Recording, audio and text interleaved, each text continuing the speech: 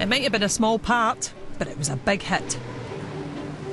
Taxi! And that's because everyone in Glasgow is obsessed with football. And it's not just playing it or watching it. Driver, got to put the radio on. The ball, it was over the line. It's talking about it constantly. Was the ball over the line? Well, if it's 75% over the line, it's not a goal. But I've a confession to make. In Glasgow, don't disown me. Don't send me back down the water, but I don't have a Scooby about football. And in Glasgow, that's a bit like being a vegan at a Square Sausage Party. Square Sausage Party. You've been to them. Brilliant. We deserved to win the game in the end because we played for 90 minutes. I just don't get it. Tell him to shut his mouth and do his talking on the park. Across the city, every evening radios are switched to the local radio station, Radio Clyde. Because that guy is an umpty. In a city of just over 500,000, 200,000 listeners tune in to its football phone-in every week. You're living in Clyde cuckoo land. And it's on for 2 hours a day, 6 nights a week. So to try and understand the attraction, I'm joining host Jim Delahan, journalist Hugh Keevans and ex-player Gordon Dalziel for their nightly football rammy. Welcome back with Karen Dunbar. You'll know Karen, and you're in here to find out exactly what, Karen. Hello, yes I am. Hello everybody listening. I know nothing. I'm here to be educated tonight. So I've got important questions. Right. Do you need to know about football to be a Glaswegian? Do you feel that if you come to Glasgow and you don't know about football, you should learn? There was never a Glaswegian born who didn't think he wasn't a football expert.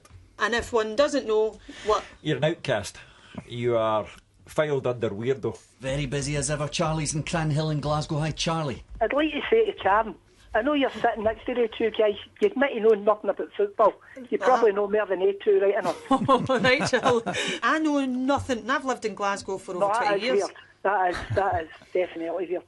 Right, it's Gordon I want to speak to. On you There go he then, is. Charlie. Get back Gordon, to there's Karen. Charlie Get on back the to phone Karen. Go on, Charlie. How you doing? Right, I want to have a shoe with you. Right. Oh, come on then.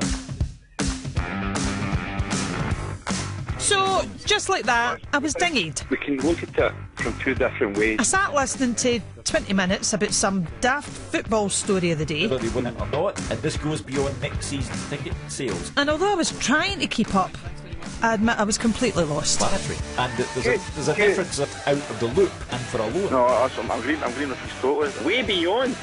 Wait. Yeah, but that's Everyone's raging about everybody else. Hugh seems like a nice wee man to me, but lots of the callers just phoned in to game pelters. Here you have the chicken and egg situation, Frank. And nobody, ever, wins an argument. I think you're talking absolute nonsense. Frank, thanks very much for your call tonight. Karen, you're still with us. You've just Aye, been listening yeah, for it. intently. Is it making any sense to you? I can hear the passion. Yes. I can hear the arguments. That's about it. I still really don't know what's happening. What makes it such a big deal? Glasgow's the most argumentative city in the world. They have an opinion, and you will listen to it. Mm-hmm.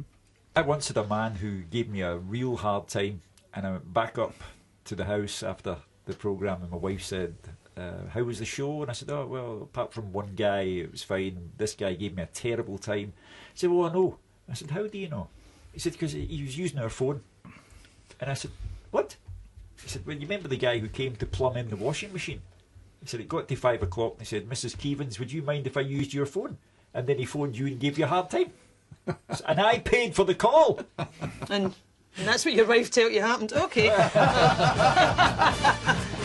After 2 hours of football fight and talk, the headphones came off and the truth came out.